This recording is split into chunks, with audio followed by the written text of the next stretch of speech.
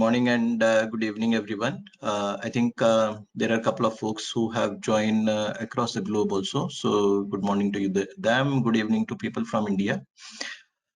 So welcome to the webinar hosted by Knowledge Hut. Thanks, Knowledge Hut, for providing this opportunity and platform. The title of the webinar is Introduction to Kanban. Now, before that, about me, my name is Priyal Karekar. I'm the facilitator for the webinar today. And about myself, I'm having 21 years of experience in the IT services and product industry. I've started my career with development. I worked in Microsoft technology, Java technologies, predominantly a developer in my first 10 years of my career, and later moved into roles like solution architect. From 2010 onwards, I moved into agile development. So that's when I started taking up the roles like Scrum Master, Product Owner, Release Train Engineer, Program Manager, and now I'm working as an Agile Coach. I've used various tools and technologies: Java, J2E, MySQL, PHP, Mongo, Elastic. Worked on continuous integration, continuous delivery pipeline, so on.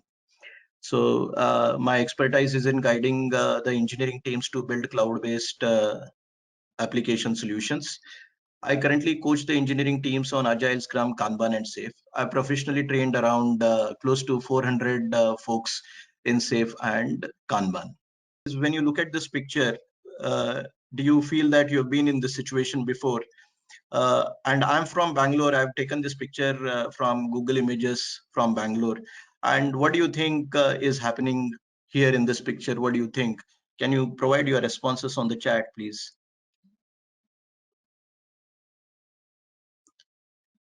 And I think a couple of folks, the responses which I generally typically get is nothing but chaos, the traffic jam. People, maybe people are going everywhere all over.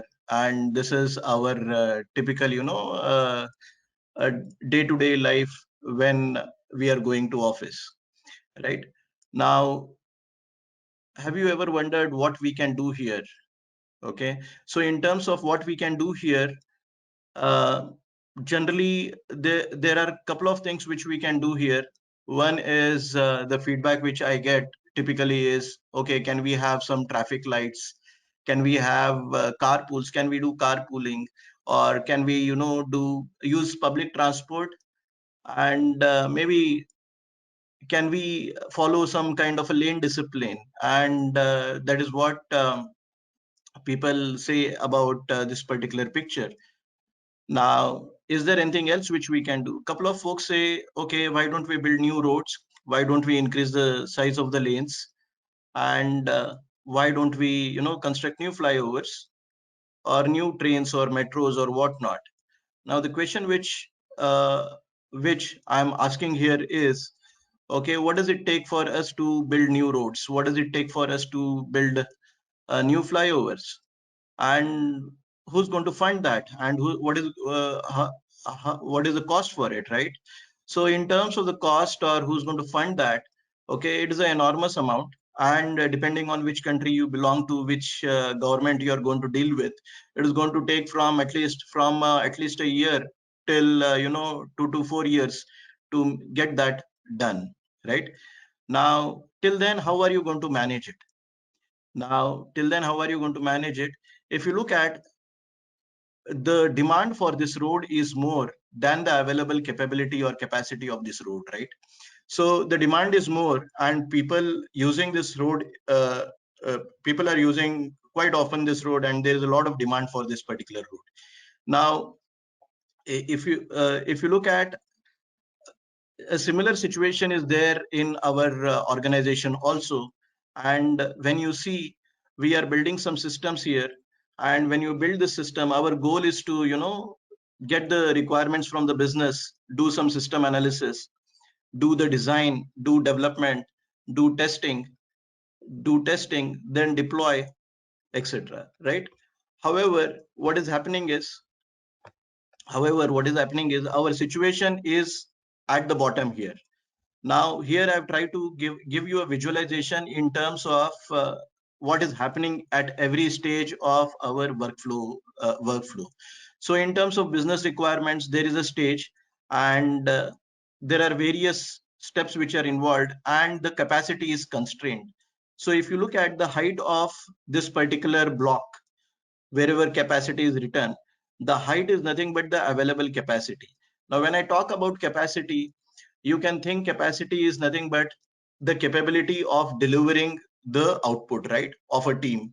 Now what is the capability of delivering output? The capability of delivering output can be termed as the availability of resources, the knowledge of the people, the skills available, the competency available. All of these dimensions put together is nothing but the capacity which is available for us to churn out.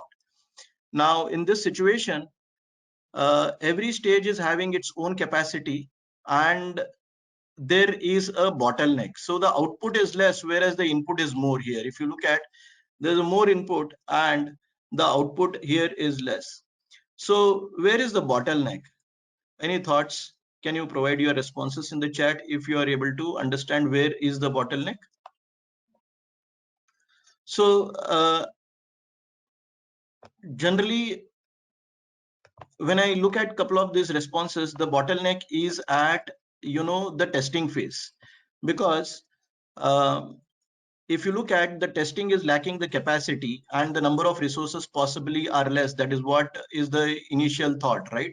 Whereas there's a lot of capacity available in system analysis, or maybe design, or maybe development.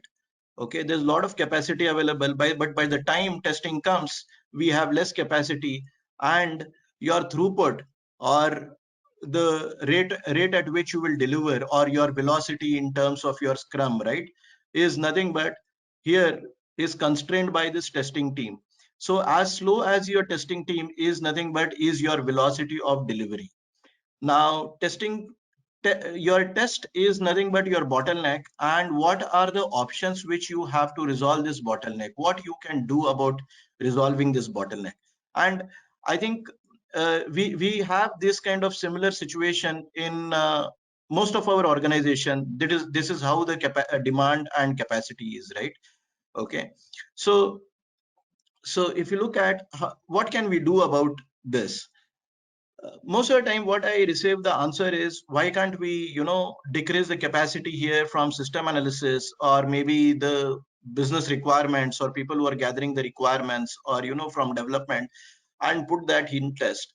Now the question which again in turn which I raise is, how many of our organizations, or such organizations, are having full stack developers, or truly that way skilled, where where a developer can also test, and a tester can also do system analysis and design, right? It's a difficult thing to move the resources like this, to constraint or to eliminate this particular bottleneck. So generally we have testers separate, generally we have developers separate, we have people who do the system analysis and design. These guys are separate, and they are individual things, right? So how do we manage this? Correct. So and if you have any responses, kindly keep on putting them in chat. I will review them later. How do we manage this? Okay, there are a couple of other things. If you look at the nature of the demand, so what if we constrain here couple of folks, if we constrain or match the input versus the output, what if we constrain or limit our work in progress here, okay, and manage the demand itself, so that our demand is as good as our testing or our slowest process, so that we will be able to manage and balance the demand versus capability. So that is one way of doing things, where we are able to balance the demand and capability. I would like to just give one example here. If you guys have booked airline tickets, right? Now, currently we are in the currently we are in lockdown, we are in COVID, and still there are a couple of airlines who are selling some tickets or travel. Okay, and they come up with these deals, right? Okay, it is free cancellation, free date change, and free stuff, and the rates of the tickets are low. Now what they are doing actually is, because the demand for the flights are less, what they do is they lower the price of the tickets. And because we lower the price of the tickets, what happens is we go and buy the tickets. And once they see that people are buying the tickets and they have that optimum sweet spot, they start raising the prices of the ticket. So this is something called as demand shaping, and most matured organizations are able to successfully shape their demand based on the available resources which we have. Now, what Kanban has to do with all this, right? What Kanban has to do with all this? Have you been juggling multiple tasks at office? Have you been juggling multiple tasks at office? Okay. Most of the time, what happens is we are bombarded with a lot of work items, the project issues, emails to be responded, chat notifications, to-do list, and the competing priorities at our workplace, right? And it really becomes very much impossible for to juggle all of these things at the same time. And you find yourself flipping between the work items and unable to complete the thought before even moving to something else, and you just keep on flipping your tabs, right? And you go from answering the email to replying to a notification on the chat. Now, across individuals or across teams, departments, organizations, many such important tasks are lost on daily basis. And this actually again results in stressed workforce, overburdened workforce, overloaded workforce, underproductivity, low morale, etc. Kanban manages demand and capability and encourages flow. We will look at that. Now, so if you look at the case which I'm trying to build here, what is wrong with the current system? People are getting burnt out. The customer are changing the requirements frequently. The system or the system which we are building is very complex. It is a regulated system. Problems are discovered too late. Lack of collaboration. People do not want to collaborate with each other. Too much work stuffed in one sprint. Now, I'm not saying that, Kanban uses sprint, but typically most of you guys who are coming from the agile background, many of the industry, most of the industry is following Scrum. And what we do is we just do some kind of a vague sprint planning. We try to push in all the items into, uh, the sprint, and that is what is the overall result. That is what is the overall result. Now, what people think Kanban is, right? So a lot of people think Kanban means a bunch of stickies and stickies on the board, which is like, to do in progress done. And it's like just creating a small board, either a small physical board in front of your desk or in Trello. Actually, Kanban does derive a lot from visualization, but it's more than a visual tool. It's more than a visual tool. And to tell exactly what Kanban means two things. And the meaning of Kanban in Japanese is nothing but one is visual sign and one is billboard. Okay, when I talk about billboard, it is nothing but like your holding or advertisement board that is like a billboard which gives you some message or signal. And Kanban, the other meaning of Kanban is visual sign. And in the Kanban which we are going to discuss today, we will be discussing both of these topics. And it is important for you to remember these two things. Kanban means a sign card or a signal, and Kanban means board. Now, how did it all begin? And let us look at that, right? So the history of Kanban. So actually, during 1950s, after the World War II, the Japanese car manufacturer, right? The Japanese car industry was stagnated and was not able to compete with American car manufacturers. So during that time, Taichi Uno, during that time, what happened was these guys, Toyota launched Tiara R engine, but there were Ford and General Motors who launched Chevrolet Corvair and Ford Falcon. So they were not able to compete with the American car manufacturers. And that is where all of this began. And then Taichi Uno, an engineer from Toyota, then identified these 7 kind of waste. That was, and this was called as, the lean manufacturing. So these are the 7 kind of waste wherein inventory, overproduction, waiting, overprocessing, defects, transport, motion, all of these are 7 kind of waste in manufacturing. And overproduction was also waste. And what used to happen was customer used to change or would used to change their demand whenever the cars are manufactured. There was too much of inventory and it used to take a lot of months to recoup the investment for the investors, and the only solution was to produce what is needed and when it is needed and the amount it is needed. Okay, that was the only solution. And that is when the Toyota production system came in place. Now what happened, so they adopted lean, they applied the lean manufacturing techniques. During 1956, Taichi Uno, who was the engineer, he visited United States, and while he was shopping in a grocery store, Piggly Wiggly is the name of the retail store in US. And what he noticed was, in the grocery store, when the shelves were empty, they kept a card there to replenish the shelf items. So whenever the stock came down, someone went and kept a card that, okay, you replenish these many quantities there, right? And maybe at the evenings, the other guy came and he saw that, okay, I need to replenish these many quantities, and he kept those quantities and moved out.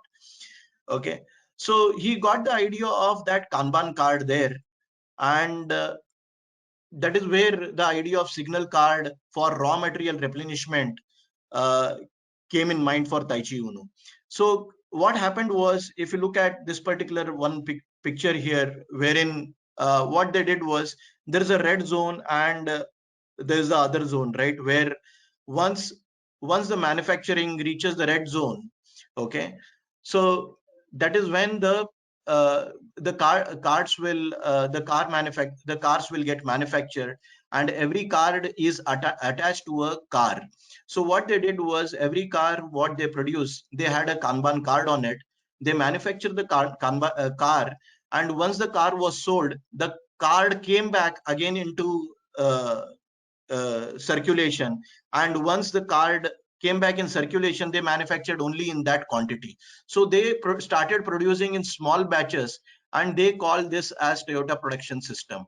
And the idea of pull system became the central idea of Kanban, and Taichi Uno created Kanban production system using the using Kanban in the manufacturing world. Now, after that, Kanban in knowledge work. So that was what happened in 1950s. And you know what happened in 2001? There were these guys who coined the Agile Manifesto values and the Agile Manifesto principles. And later in 2004, David J. Anderson, he first implemented his first Kanban board in 2004 in Microsoft, in a department called XIT. That is where he implemented the first Kanban board in 2004. In 2007, he implemented again a big bang Kanban board uh, in 2007 in a company called Corbis. And by 2010, he had written a book on the Kanban method, Successful Evolutionary Change for Your Technology Business. And David J. Anderson is called as the father of Kanban in the knowledge work. Now, what actually is Kanban? Okay, so Kanban is a work management system designed for us to help us visualize the work, limit the work in progress, and maximize the efficiency. So there are few things which I'm talking here: visualize the work, okay, limit the work in progress, and maximize the efficiency. And it's a work management system. And actually, it is more than just a work management system. It directly improves your service delivery. Okay, it catalyzes the changes in the system also. Now, it was founded by David J. Anderson. Now, what Kanban is, it's a big board with user story cards. You can see on the right side, and the board represents the state of the project, and it's a pull system which exposes bottlenecks. Now, let us look at the couple of practices of Kanban. There are 6 foundational Kanban practices. The first one is visualization, and as the name says, we should be able to visualize the work. When we talk about visualizing the work, it means that we should be able to bring the work to visualization like how it is shown in on the physical board. These days these boards are all integrated in Rally, Jira, or Azure DevOps if you are using any of these tools, and it is very easy to create Kanban boards like this using any of those tools like that. Okay, second practice is limiting work in progress, and limiting work in progress is one of the most important practice to manage the demand and capability to enable the flow. And then the next practice is managing the flow. Flow is nothing but how your flow of work happens and how quickly the work flows from the left to right of the system. Making policies explicit. The example of policy is nothing but your definition of done or definition of ready from one stage of workflow to another stage. Implementing feedback loops. Feedback loops are important for us to take the feedback, improve collaboratively, and evolve experimentally. Okay, so if we are not doing any of these 6 practices, you are actually not doing Kanban. And now let us really look at a sample Kanban board. So this is a sample Kanban board which I've put as an example, and there are vertical columns here, and there are swim lanes. Now in this vertical columns there is backlog ready, development in progress done, testing and done. So this is just one of the workflow, and this is nothing but your workflow stages. Okay, and every chit here represents your maybe user story, or it could be feature, and it would represent user story, feature, or task, or whatever your work item could be, or it could be represent your defect also. Again, take it with pinch of salt for what you are putting this Kanban board for. If it is a development Kanban board, typically it will represent the user story. Okay, if it is a product management Kanban board, it may represent some features or capabilities. Okay, or if it is a sprint board, it may represent some tasks. So now right now this I've put, and we can consider this Kanban board is having either user stories or defects, and there are some limits which we have put some numbers, and these numbers are called as WIP limits. Now, WIP limits are the numbers which will help us to manage our demand and capability. Wherein, where in one of the cases in the previous example where I showed you, the demand in or the capability in the earlier lanes was more here, and the capability in the testing phase, testing column was less. So here, if you look at, most of the capability is even, and there is no right and wrong about whether the capability should be even, or it should be same, or it should be different. It is all contextual in terms of how you all have organized. But what is the important thing about the WIP limit is nothing but, now if you look at it, creates a pull signal. Now, I said that in the previous slide, Kanban had 2 meanings. One meaning of Kanban was nothing but a signal, and another meaning of Kanban is nothing but the Kanban board. So one of the meaning of Kanban, which is Kanban board, which is I'm currently showing, that is one of the meaning of Kanban is nothing but the Kanban board. And another meaning is signal. Now, when I say Kanban meaning signal, what does it actually mean? So Kanban meaning signal, it means that it means that it is a pull signal. What is a pull signal? So if you look at here, the WIP limit of this particular column we have put here as an example as 3. So, but here the number of items which are in progress is only 1. Correct. So the number of items in progress is only 1. It means I have capacity to pull 2 more items. Okay. So I have capacity to pull 2 more items. So it actually creates a pull signal here. So Kanban is nothing but a signal that I have capacity to do more work. So Kanban is nothing but I have capacity is nothing but a signal that I have capacity to do more work, and that is nothing but a pull signal, and that is how we define as a pull signal. If this WIP limit is missing, we will not be able to simulate a pull signal, and then it doesn't become a pull system. So Once I pull this item from here to here, then the capacity in the development will be, there are two items in work in progress because this item has moved from here to here, this lane.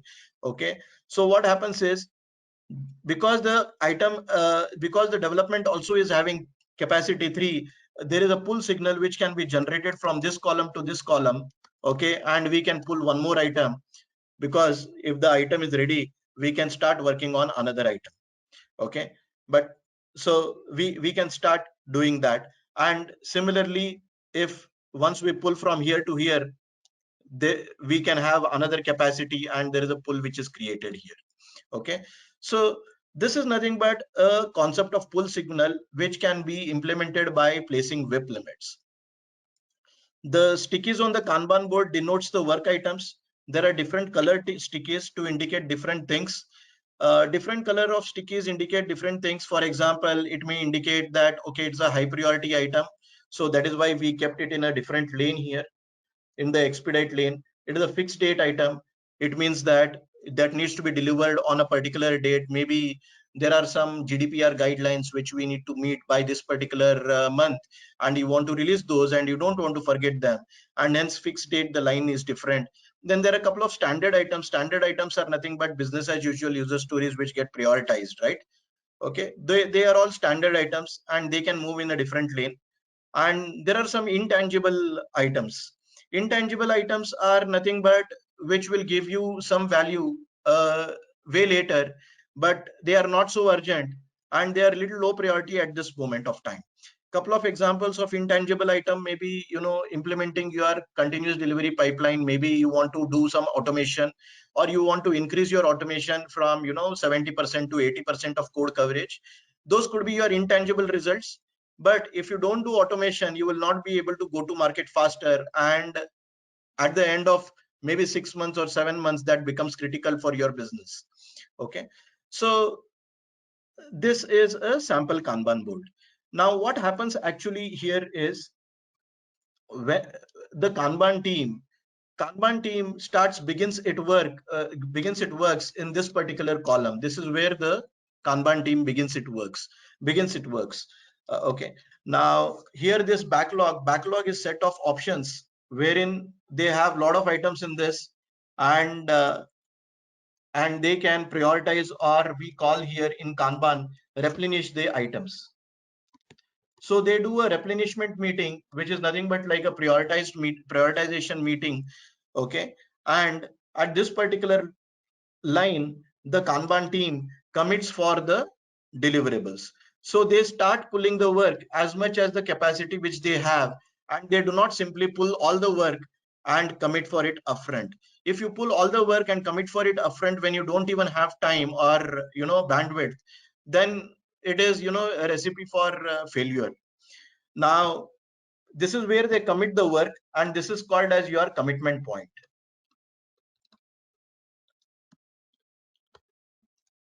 Okay, and at the end, because of this pull signals, the stickies will travel like this, and finally it reaches the done state. Now if you look at the done state, there is a infinite queue here, and in the backlog stage also there is a infinite queue. If you recall, if you think why there is an infinite queue at a backlog stage, the amount of items in my backlog can be infinite. Basically, any idea which is coming in, any idea that is coming in to me, I can put it in backlog typically, and that is why I have infinite state in infinite WIP limit in my backlog. And my done is also infinite, that okay, I'm completing on my done, so there is no more governance required. So now when this is my done, and from here, let's say my done is nothing but I have deployed to production. So this is nothing but your delivery point, right? So the line from this line, from this line to this line, is nothing but your lead time. Okay, so the time taken from your ready point or your commitment point to your delivery point is nothing but the lead time. Okay, so when you implement WIP limit, you will be able to calculate what is your lead time, and your lead time will start only when you commit the item. The lead time will not start when the customer is putting the idea in the backlog. only when you commit. So here what you are actually trying to do, you are trying to manage the demand versus capability and trying to tell the customer by telling showing him this particular board that, hey, look customer, right now we are having only 3 resources, or these many resources, and our limits of our capacity of doing this work in this particular workflow is limited because of the resources or the budget which we have received, and that is the available capacity which we have. So you may go and add in all the items in the backlog, but we will be able to replenish only 3 items at a given point in time in whatever the desired frequency what works in our context. Okay, so replenishment meeting can have a frequency of replenishment meeting, and you will only prioritize that many items whichever you only require. So as now what you are doing is, whatever items you have not picked, the customer is actually knowing that you have not committed to it, and he will not even go and come and ask you, okay, can you deliver this or not. The focus is only on this particular piece of work. The focus is only on this particular piece of work to make it move forward. And once this moves, okay, and whenever the capacity becomes available, these guys all move here, then you can pull more work. Okay, and this is how the Kanban system works. And these columns are called as workflow stages. Every workflow stages can have policies defined for them. Now there are some kind of policies which we have put here, and this is also one of the Kanban practices which are nothing but the policy for ready is nothing but maybe the story is ready, the acceptance criteria is written, okay, the dependencies are identified, and the dependencies are communicated to the rest of the teams. Okay, this could be a policy. The policy for development in progress could be, the code is checked in, the unit test cases are written, the unit test cases are passing, the code coverage is greater than 80%, the the API documentation is updated, uh, and the design documentation is updated. That are the policies, and that is when we call the item as done. So what we are trying to say here is make the policies explicit. Now when we make the policies explicit, all the people, and explicit, when I exactly say explicit, keep it on your board itself, and make it visible for everyone. Okay, make it visible for everyone, that everybody is in a common understanding. What does it mean by saying, when I say development done, what does it mean? When I say the story is ready, what does it really mean? When I say testing is completed, what is the policy and what does it mean? So you can have policies for every column here. What do you mean by when you are moving a sticky from one lane to another lane? You can have policies for the cadences also. The cadences are nothing but the meetings which you do. Replenishment meeting is nothing but like your prioritization meeting. You can have policies like, you want to have a weekly replenishment meeting, you want to have a monthly replenishment meeting. Now how do you choose your replenishment meeting? Replenishment meeting is one of the example of your feedback loop, and it all depends on the rate of your arrival of the information, right? Rate of arrival of information is nothing but the rate of arrival of your requirements. If the rate of arrival of your requirement or the arrival of information is changing constantly and quickly, okay, maybe based on that particular context, you may want to see, if the prioritization is quickly changing and the stories are small, maybe you want to have frequent replenishment meeting and small batch size. And if things are not changing so frequently and people are not available, okay, you may want to have once in 2 weeks, once in 3 weeks, once in a month, something like that, whatever works in your given context. Now how does this replenishment happen? Replenishment happens with whoever people are involved, are required, the line of business, the business owners or the stakeholders, product management team, whatever. And from the engineering side, whoever is required. Okay. And here in Kanban, we are not even talking about roles. And so far, I have not even talked about role. Correct. I've not even talked about any ceremony. I'm only saying that the item needs to be prioritized, and you need one kind of a meeting or an event wherein you want to do this replenishment. And whenever you are done here, you want to ask the customer, do you want to take the delivery here? Okay, do you want to take the delivery? And the question to take the delivery is basically, if I have to give you an example, we order quite a lot of things from Amazon or Flipkart these days, right? Let's say if I purchased a LED TV and I'm not at home and I'm watching a movie at PVR, right? I don't want that person to come and deliver me a TV when I'm not at home, right? So though I have placed the order, okay, I don't want that person to deliver me the TV even earlier, because I just don't want it, right? So similarly, whenever you have completed your items, you don't want to deliver it to the production, and you want to go and ask your customer, are you ready to take the order?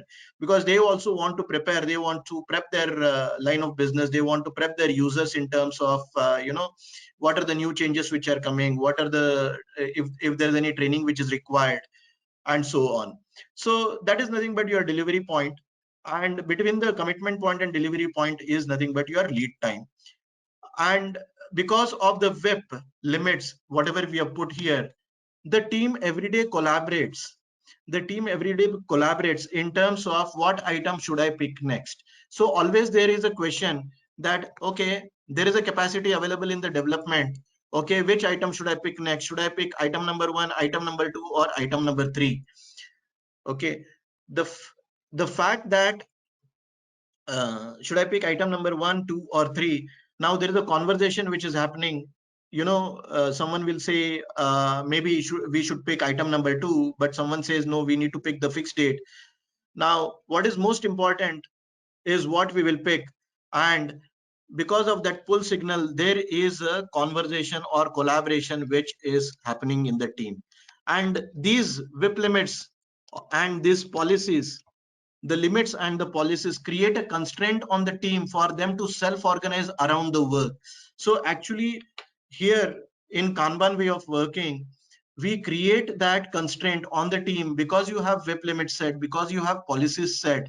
There is a constraint on the team to swarm around the board to discuss what is the next right thing to be done, right? And that is how they move forward. Now, okay, that is how we move forward. Before going into the next slide, I would just like to see if there are any questions, and then I would like to go to the next slide. So Shruti, if you can give an opportunity to unmute participants if they have any questions. Yeah, sure, Priya. Let me just see how I can do that. Participants who have questions, can you just type into the chat box so that I try and unmute you? Let me start with the questions that are currently there. I think I see one question from. I think there's a question from Dharmesh, but I'm not able to read that. Can you read that for me, Shruti? Yes. So Dharmesh, the question is, what happens when work in WIP limit is reached and there's a necessary back pull from the next stage? Example, test to development. No, Dharmesh. So the stickies will only go from your left to right direction. So always the stickies will move like this. Okay. They will go in this direction itself. The stickies will never Sorry to go back. interrupt. Sorry to interrupt, Priya. Dharmesh, you're unmuted now. You can speak if you'd like to. Yes, Priya, can with you your hear me? permission, Yes, Dharmesh, I yes. can hear you. Please go ahead. All right. So we've already pulled in. I understand the flow of the cards, but once we reach the WIP limit of 3 cards, and there's a mandate request like something that has failed in the testing has to go into redevelopment. How does that flow happen? So generally what we do is it's a creative work now, which I'm talking to you. If there is a defect on testing user story, correct me if I understand. Right. So you just paste another sticky on this to say that, okay, this is blocked here. Can you see that I made something as blocked? Correct. Okay. Yeah. Now what you can do is you can create a policy that if there is a defect here, okay, you can put a sticky here in ready state, a new sticky, and this new sticky can be only added for the defects for the user stories which are in progress. Okay. This way So you it can goes do. to. Okay. Yeah, so generally in our typical day-to-day flow also, what we do is if there is a defect by a testing team, we go and create a defect in Jira, Rally, or Azure DevOps, whatever agile requirement management tool, right? So there is a defect number. With that defect number, one is you can create a sticky. Second, you can indicate on this ticket that this ticket is blocked, so that we know that that ticket is blocked. and we know that this ticket is going to move forward. And why did you put in ready? Because you don't know whether the developer is free or not. Now these defects, you can put a policy here saying that the defects can override these, override the user stories only for in progress items. Okay, something like this. Otherwise, what would happen is there could be some customer defects or old stale defects, which people will start putting it here. And again, they will just create a chaos for you, right? Then it will become, system will become unmanageable. The older defects from your previous release should come in your backlog, and you need to plan them properly. Right. So don't confuse. But there's no right and wrong way of doing things. It is again contextual how you want to make it work. Kanban doesn't prescribe that this is how you have to make it work. Kanban, what it says that you work in the way you like it, and you identify what is your way of agile way of working and what really gives you value and delight to your customer. Right. Thanks. So this is actually a real-time example just before going into production. So if you look at the fixed date items, there's been similar scenarios where we often meet with last minute changes which comes across, and people are struggling to see what needs to be done in the developing swim lane versus the ready swim lane versus the test swim lane. But thank you so much.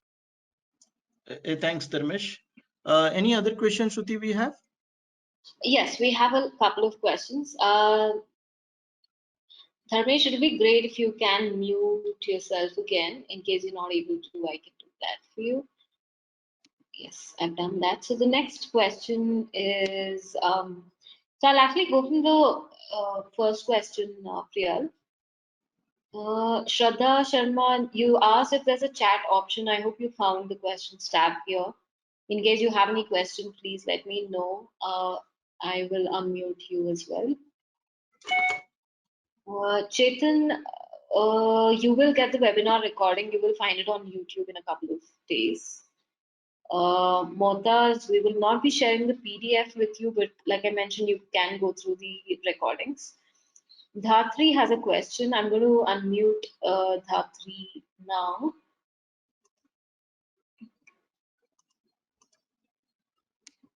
Dhatri, hi. I hope you can hear me. You are. Yeah.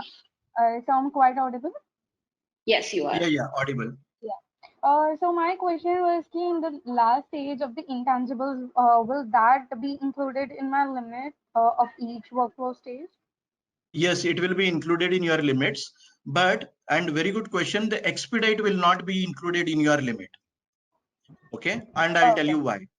Okay, now what is expedite? Expedite is, though you asked me question on intangible, okay, intangible is part of your limit. Okay, so when you talk about 3, right, 1, 2, 3, so this is all included in your limit. Actually, my Kanban board design is wrong here, in case here, because I have included 4, but the WIP limit is 3. So pardon me, there should have been 4 actually. Otherwise, I shouldn't have pulled one more. So it's like, you know, typo, you can just consider that. So, but in terms of expedite, what happens is expedite is nothing but mission critical issue. Your server goes down. Okay. Now, when the server goes down, you don't want to put those items in the backlog and we'll prioritize in the next replenishment meeting. There's nothing like that. It is do or die. Otherwise, we are all fired from the job. So expedite, what happens is expedite directly makes it into the ready column. Okay. Okay, expedite directly comes into the ready column. Okay, and there is a policy which we can set here for expedite. Whenever there is an expedite ticket, stop all the work and move to expedite. Okay, now question is, what is the WIP limit for expedite? Generally, people apply WIP limit for expedite like a 5% on top of it, or maybe one item over the whatever the WIP limit which you have. So generally, the expedite WIP limit is 1 here in this entire lane. You cannot have 2 expedite tickets here in progress. So already there is test in progress. You cannot have one more ticket in expedite once again. Now, if there are 2 items or 3 items in expedite, if that is what is happening, actually what is happening is your system is not stable, and maybe you don't want to categorize that expedite. Expedite is really a die thing. Okay, I'm going to die. But if your system is not stable and every day you are getting expedites, first make the system stable, and then you deal that as a normal item itself and prioritize them and take it forward one by one. Okay. And my next question was ki, you have just explained that my pull signal would be always moved in a horizontal manner. Can I Horizontal pull up meaning a from the left 16? to right. Yeah, from left to right horizontally. Can I go in a diagonal way? Maybe, matlab, can I pull my fixed date into expedite or to a standard? Oh, Maybe up or so upwards or downwards. yeah. So I have seen that happening. What happens is, so let's say we are in development in progress, and suddenly things become very critical, and one of the business owner comes and says, "No, this is very urgent," and he is the investor, and without pleasing him, you're putting some $1 million of stake for the next quarter, right? And you just want to do it. Okay, just move this one to here and put it as expedite. Okay, because you Okay. have a real reason to make it expedite, but every day if that is happening again, it's actually it is not the right thing. Then again I would say take it as business as usual. Okay, Okay. your fixed date also can become expedite if you have not spent enough time on that fixed date and things are losing beyond your control, and you have lost your days, and the date is going to be arriving in another 1 or 2 days. Okay, then it can become expedite. But fixed date item comes with a due date. For example, it comes with an advance notice. For example, I'm supposed to do this particular webinar on a fixed particular day. Shruti started to talk to me possibly 20 days prior to this and started talking to me. But if she would have talked to me yesterday, it would have become urgent and expedite. Right? Yeah. My last question is ki you have just said ki if suppose any my sticky note goes red because of a defect and it is blocked in maybe Jira or any other system. In case of in that scenario, should I be waiting for that defect or that blockage to be resolved so that I can take up any other task in that expedite or maybe in fixed or maybe in standard wherever I have a defect? Should Okay, I be so is it waiting blocked? for it to be So resolved? can you elaborate why did it get blocked? Is it blocked within your own team, or is it blocked for a dependency for external team?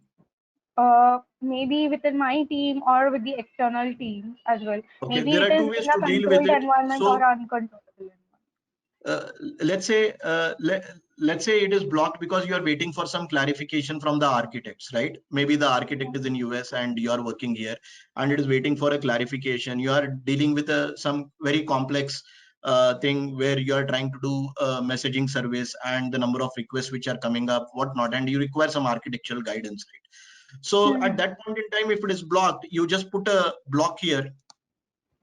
Okay, you just put a block here. Now you cannot actually, because of your WIP limit, you cannot pull more items. And if you start doing that, it will become an anti-pattern and you will end up creating multiple blocks. Then you will lose the value of WIP. Okay. But again, there is no right and wrong. What you can do is you can have a little buffer on the WIP limit based on the kind of blockages you generally have. So for example, whenever we are working in a particular context, right, we always know that in a given time box or whatever, right, most of the time, in next 2 weeks, if I'm working on 4 items, my 2 items are going to get blocked for at least 2 or 3 days. So if I know that, based on that, you set some buffers here in the WIP limit itself to take care of it. Instead of 3, be a little conservative, make it 5, but that includes your block. Otherwise, you can set a policy here saying that, okay, I can have 1 block item over and above my WIP limit. Okay, so something like that. So either you deal that with a policy or you deal with a WIP limit. Okay, and your WIP limit should either include that or you can have something in a policy. Kanban is nothing but in your context, what really works is what you're going to do. What I'm going to do is now, Shruti, I'm going to pause for questions. Hold on for the questions, but let the questions come in. I'm going to cover another 2 or 3 slides. I will end my webinar and I'm going to take questions at the end again. And I know there'll be few questions on this particular slide, but we'll come back to this. Give me a few more minutes. I'll just complete my webinar. Okay. Sure. Now, another important aspect of Kanban is the change management principles. Now, when we talk about change management principles of Kanban, there are 3 change management principles. Start with what you do now. agree to pursue incremental change and evolutionary change, encourage acts of leadership at all levels.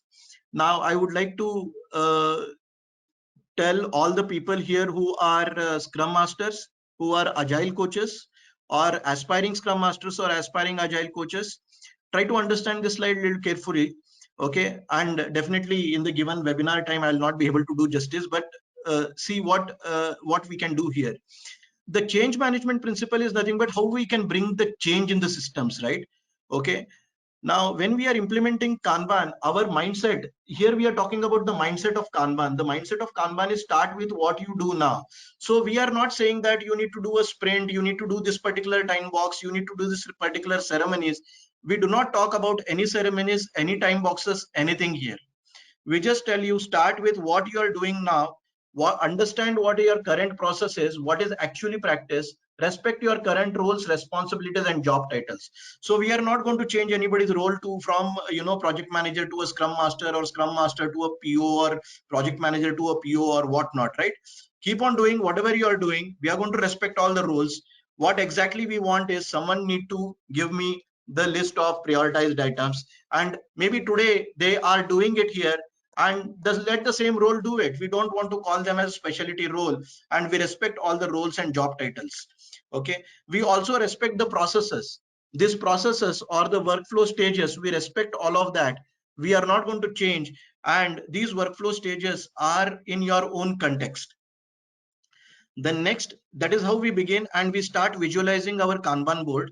Next, we agree to pursue incremental change and evolutionary change. The fact that we have implemented Kanban, we are making the invisible work visible here, and we agree to take incremental change. For example, the couple of kind of questions which came from maybe Dharmesh and maybe Dhriti or whoever, right? So, I mean, how can I do this ticket? How can I, include that? Can I move an item from this lane to the other lane? Okay, how do I deal with my WIP limit? So those are small changes which will give us better way of working and better agility and better way of delivering right thing at the right time. Encouraging acts of leadership at all levels. Encouraging acts of leadership, encouraging act of leadership at all levels. When you have a Kanban board, when your team is swarming in front of a Kanban board, for example, even if they are doing a stand-up in front of the Kanban board, the question which they are looking at is, I have the limit as 3, we cannot pull up more work. When I move one item from here to here, okay, I get a pull signal and I can pull one more item from here, right? So, and there's a conversation between the teams. Oh, you don't want to pull this item, pull a fixed date item. There's a conversation which is happening. What is the right thing to be done? And that is a conversation or an act of leadership at a team level. Similarly, Kanban can scale at all the various levels in the organization. And we are saying that when Kanban scales at all levels of organization, we need to see all those acts of leadership, not only at the individuals, at the team level, at the the management level, at the senior management level, etc. Correct. Now, the difference quickly, let us look at the difference between Scrum and Kanban. In terms of the first difference or the first attribute in terms of Scrum and Kanban, incremental delivery or time boxes. Scrum team works in fixed time boxes, 1 week to 4 weeks. Kanban is a continuous process. There is no time box. So it means that you continue to deliver it. Okay. And there is no time box of it. Roles and responsibilities. Predefined roles for Scrum Master, Product Owner, and Delivery Team in Scrum. In Kanban, there is no predefined role, and hence you do not require any permission to implement Kanban. But if you have to implement Scrum in an organization, you will have to take a permission. You want to change a role of a Scrum Master, Product Owner, Delivery Team, and so on. But in Kanban, you just start visualizing things, and people can be same. They keep on doing whatever they are doing. You just are visualizing, and you improve continuously, and you evolve to improve on doing the right thing. Right? In terms of the pull system, each sprint starts with sprint planning here, and they come up with a sprint backlog and the backlog for the items to be pulled. So we pull in a big batch here in the Scrum framework, whereas in the Kanban, we have set a limit and pull is enabled when the capacity is available. In terms of the development, team works on the sprint backlog for the sprint duration. New items have to wait for the completion of the sprint. Development team works on pull signal, so the new item can start as long as capacity is available and it is on the topmost priority. Daily stand-up, scrum masters and the team attend daily stand-up, and in Kanban, development team can also do the daily stand-up, not an issue. But in my experience, I have seen Kanban teams doing daily doing the stand-up meeting alternate days. They are doing daily also. I have implemented Kanban teams where they are doing stand-up only 2 times, because as soon as they see this particular diagram, they know what is the current state, and maybe because of that they are avoiding that things, and they are just doing whatever works in their context. Review at the end of each sprint, it includes demo and review and feedback for the scrum, whereas in the Kanban, as soon as the item can be completed, it can be demoed, reviewed, or it can be shipped, right? Retrospectives at the end of the sprint. Kanban, it is periodically, and it can be decided periodically, and it can be decided as how we go forward, right? So in terms of what are the benefits of Kanban, with Kanban you get transparency. People know who's working on what. There are avatars, what stickies are there, what are the defects, what are the expedite, what are the fixed date items, etc. Kanban exposes bottlenecks. If the items are blocked or something, it exposes them, and if they are blocked for a long time, you can see the age of the ticket and etc. It encourages collaboration. There is less resistance to work. We are not changing any roles and all that. We are conversing upon what is the right thing to be done and taking steps in a small improvement direction, right? Focus is on managing work than managing people. We are like self-organizing around the work. Self-organized teams in true sense, and it promotes continuous improvement. It's a truly agile way of working. And the quote what we are saying here, if you can't see, then you cannot improve it. These are a couple of trends from Scrum.org. Basically, and these are directly taken from the Scrum.org. The link is also provided here in the Scrum Master Trends report. And along with Scrum, 81% of the teams are using Kanban, 55% DevOps and the other methodologies. So there is 81% acceptance in the industry for Kanban. And Kanban works on any of the methodology, and it complements various methodologies. If you look at SAFe, also at every level in SAFe, Scaled Agile Framework, also there is Kanban, there is a program Kanban, there is a solution Kanban, there is a portfolio Kanban, there is a team Kanban, right? So everywhere there's a Kanban in SAFe, as long as as well as even if you are implementing Scrum, you can implement Kanban. You can implement Kanban in any methodology which you are following, and it will give you results, right results. You can simply implement Kanban without using any of these frameworks also, and it will give you the best agile way of, or most agile way of working. Now, in terms of the learning part towards Kanban, there are various courses which are offered by Kanban University. The first fundamental course is nothing but the Team Kanban Practitioner, which is the fundamental course. This is for the team members. It is a one-day course generally offered. And there is a next level of course for the Scrum Master and the Agile coaches, which is Kanban Management Professional 1, also called as Kanban System Design, and Kanban Management Professional 2. This is another third course. This is an advanced course. Now, if you are a Scrum Master or an Agile coach, maybe this is the area which you want to explore. You don't want to take up this particular course. This course will be taken by only developers or the team members who just want to experience Kanban, but does not want to take the agile management or agile coaching or Scrum Mastery as their career path. They can limit to this. Otherwise, people can directly jump into Kanban Management Professional 1 and 2 courses. So these are various courses. At the end of every course, there is a certificate which is available from the Kanban University. There are badges available if you complete a Team Kanban. There is Kanban Management Professional badge available when you complete both of this. If you complete only one, you get only the certificate. And if you complete only one of these, you get again certificate for each of these courses. If there are more questions, you can contact support@knowledgehut.com. Is it okay to assume that Kanban is used more with maintenance project rather than new project? That is the question from Chetan Shah. Chetan, that's a myth that Kanban is used for maintenance project. Actually, what happens, Kanban is such a powerful tool for the Scrum Masters and Agile coaches that it works in anywhere where the rest of the methodologies literally fail. Okay, when there are frequently changing requirements, when the customer is giving you the development requirements constantly changing, we are working in an uncertain world, and customer himself does not know what he wants to deliver, right? Or what he wants as an idea to be implemented until unless he really sees, and is constantly changing. And that can only be accommodated only in on the go, only in the Kanban way of working. None of the other frameworks will allow you to do that. Even if they are allowing you to do that, you are doing it that at every 2 weeks or 3 weeks of a cycle. But in Kanban, it allows you continuously to take that feedback from the customer.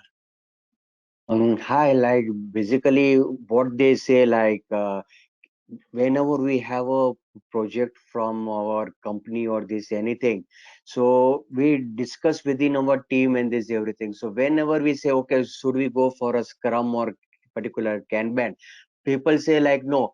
Kanban is generally for the projects that require frequent maintenance or you have to fix some programming errors. Then Kanban is used kind of thing, like you have to raise the ticket, Right. you So have to see the whether the ticket is fixed. But as this is a new enhancement, sorry, as it is a new particular this project, so let's go with a Scrum and this everything. That's what I used to hear from my managers and so on. right. So it's a myth, Chetan. Kanban works for development projects also. Okay. However, what happens? The challenge with Kanban is challenge is nothing but you need to design your workflow stages. You cannot copy my board and implement in your office. Everybody's board is different. Everybody's workflow process is different. Maybe some people have documentation in between, design updates in between, there are handoffs in between. So workflow stages are different, and they have to. So there is no one size fit for all. That is why people are not aware of that. And Scrum will only work only when you have upfront requirement and backlog which is groomed. If you don't have a groomed backlog, if you don't have a dedicated team, Scrum is not going to work. But in Kanban, I never said that you want to have a team, and should it be a shared team or any kind of a team. There are many people who are working on multiple projects. There are many people who are juggling between multiple projects. Kanban works well for in that particular context also. I just have one question to add on top of that. Basically, like I see that the Kanban is used more by program or developers or the QA people who has to fix the problem and somebody has to test that particular thing. So is there any role for a product owner or a business analyst in the Kanban, because they don't have to do this anything and they don't own this anything, right? There is no ownership. Like we find something is coming Actually, up and you do. So is there any role for them? yeah. So Chetan, when we talk about product ownership or product management or business analysis, my suggestion is maybe you can Google or research for upstream Kanban. Upstream Okay, Kanban. Okay. upstream Kanban. It is beyond the scope of this webinar to cover that. It is Okay. covered in KMP 2 class. Okay, but now I would have to stop you because there are a couple of other folks. I just Sure. want to do justice to other questions.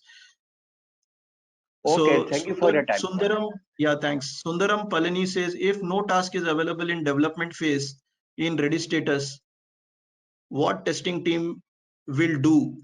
Okay, if there is no task available in ready phase, it means that you have capacity, Sundaram. It means that people are there, but there is nothing which is prioritized. If there is nothing which is prioritized, it is a matter of concern, and it is okay if your organization wants to live like that, right? What can we do?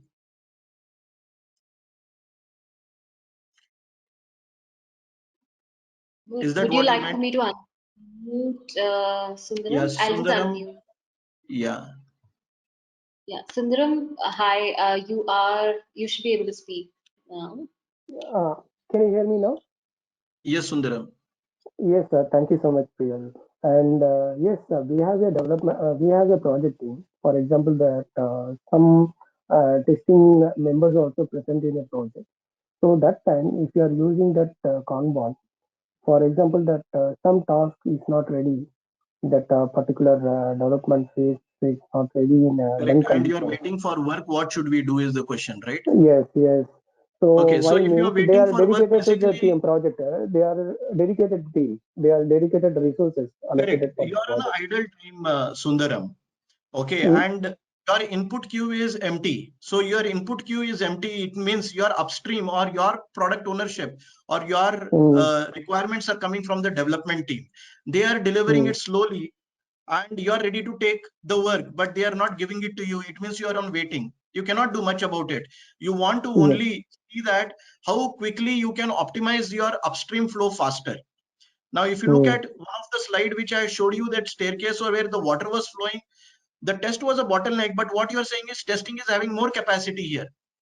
So if management notices that, they can reduce your testing team capability or capacity a little bit and optimize it that in maybe some other place, because they don't even require that much capacity.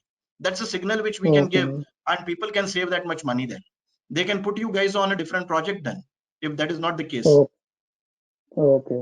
The multiple projects they can work at the same time. Yeah. And one more question additionally I have.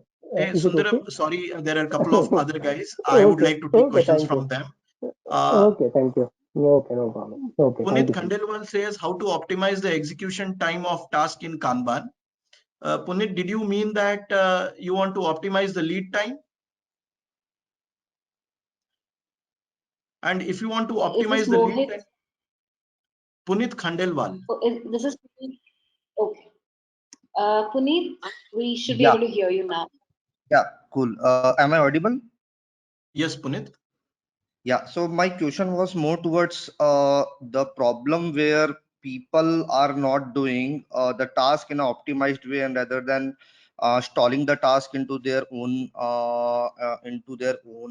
swim lane, or not swim lane, actually their own status. So for example, if a tester is doing a task, but if he is doing in a pretty unoptimized way, how can we analyze that and optimize that in Kanban? So actually, when the task is not optimized, Punit, what you see on the board, the ticket is not moving from that particular column to the next column, right? Correct. Okay, the ticket will be jammed there. Once the ticket is there only, what will happen, you will not be able to pull.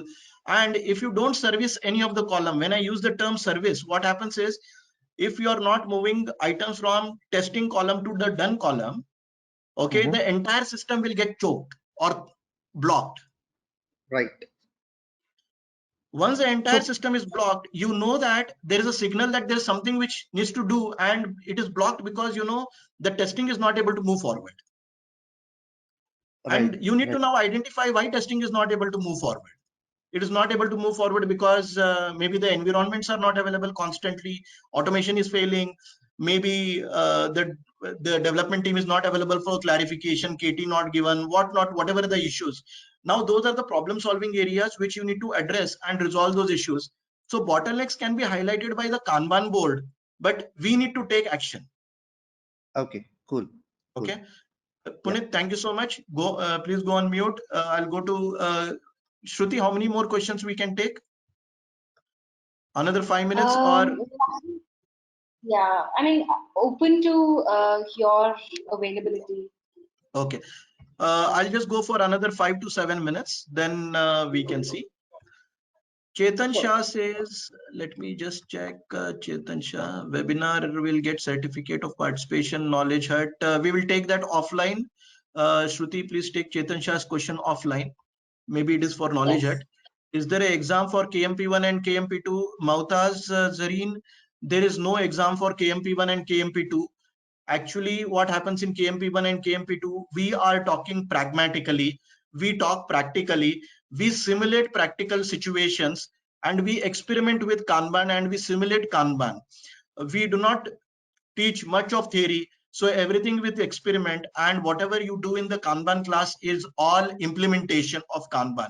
So there is no there is no exam for Kanban, but there are quizzes in the course which are included in KMP1 and KMP2, which will serve as your course completion and your certificate. Okay. Can you recommend a textbook on Kanban? In this particular slide, in one of the slides, there was a evolutionary blue book from David J. Anderson, who is the father of Kanban. Please refer that. David J. Anderson's book is a very good book for Kanban. There is one free book which is Condensed Kanban. If you Google Condensed Kanban, you will find a free book by David J. Anderson and Andy Carmichael. There is an upstream Kanban free book which is available by Patrick Stewart, but it is for the product management and KMP2. So there are 2 free books and 1 paid book which is available. Next question is about, does Kanban talk about goal? How does team know what is their current focus? What should be done so that team does justice in meeting customer centricity rather than focus on finishing Jira tickets? So Shruti, you can unmute Sanjay Singh while I'm answering his question. Sanjay Singh. Sanjay, in terms of goal, right, we do not talk about goal and all that here, but our focus is customer centricity. We focus on what customer wants or customer needs. There are a couple of Kanban principles which are nothing but service delivery principles or delivery principles. One of the principle is focus on the customer and customer's need, manage the flow. Okay, these are the couple of principles of Kanban, and the direct focus is understanding what the customer expectations are. But explicitly, we do not have like something like a sprint goal. Now, how does team know what is their current focus? If you look at, we are working based on the capacity which is available. Now, if you just have a capacity available as 1 and you go and say, I'm free now, I have capacity to pull more work, essentially you are saying that I can best do whatever is the topmost priority at this point in time. It means you are the most agile thinking, right? You're just doing the right thing at the right time because you just have just in time capacity, just in time pull. So you're actually doing the right thing. Okay, so the team exactly is doing what is required at that given point in time. So we have deferred commitments to the commitment point. Okay, what should be done so that team does justice in the meeting for customer centricity? And the customer itself, the business owner or the product management team, they are only going to replenish and tell that because you have capacity, you can start working on this item. Correct? So I think that question gets answered there. So you are the most agile way of working rather than you are pushing items into a time box for a bunch of 2 weeks or 3 weeks, right? Yeah, Sanjay, you are not on mute. You can say something. So, am I audible? Yes, Sanjay, you are audible. Okay. Yeah, thank you, Premal, first of all. So the reason that why I asked, because let's say if I'm practicing this right now, and our team is working on something, and again from customer side, all those requests comes haywire, right? From left, right, left, center. So there is a capacity, the way that you said, and we are adopting that, and we are able to do that. But seems like we will be doing so many things, and we are not be able to achieve maybe one particular functionality or a capability as a whole, right? So who takes a call? So my question is coming like, who is the person here who says that, okay, you know what, this is something can go to a further refinement because this is not what we are aligned to, or Kanban has no guidance on it. It's all comes as a due diligence that the team who is adopting it, so they can take care of this part, which is pretty open. So I think, Sanjay, your question is basically there is a feature or there is a story which you start working on it, and in between the story, in between the development, maybe the customer figures out or the team figures out there is lack of clarity on the requirement. Am I correct? Correct. Is that what you meant? There's lack of clarity on the requirement, and you feel that now you want to stop here and you don't want to proceed further. Is that what you're saying? Correct. I'm coming from a way where multiple bosses are there who are using your backlog as a dumping yard and just putting the Correct. So if you look at my previous slide, right, in the previous slide where I said there is a commitment point. Once I say, Sanjay, that I'm committed to give you this, okay, it is all the development team is committing to give you that item and deliver that item. You want to make changes to that particular item, you can make changes reasonably in that particular flow. But if you're significantly changing, okay, and it is going to take a longer time, okay, what happens is your lead time is impacted and the amount of work which you are going to churn out is more. So actually you made a story a bigger story now, right? It's a complex story and you can take it forward like that. In Kanban, what happens is there are 2 things. Once we begin development, we do not stop. We need to deliver it. If we stop, it is nothing but we are abandoning or discarding. And once you discard, it is a waste of thing. If you discard, meaning it is no more longer required for the customer, no more important. So it means you have wasted some effort, and you count the number of items which are getting discarded in a time box or in a frequency, and you have to minimize those discard options. And we need to go back and check why these discards are happening with the forum who's replenishing these items, right? And tell them that, okay, in the last month we have discarded 5 items, and the amount of duration which we have spent is around maybe 10 or 12 days, and we have lost that effort. Otherwise we would have improved our lead time by this many fold. Correct?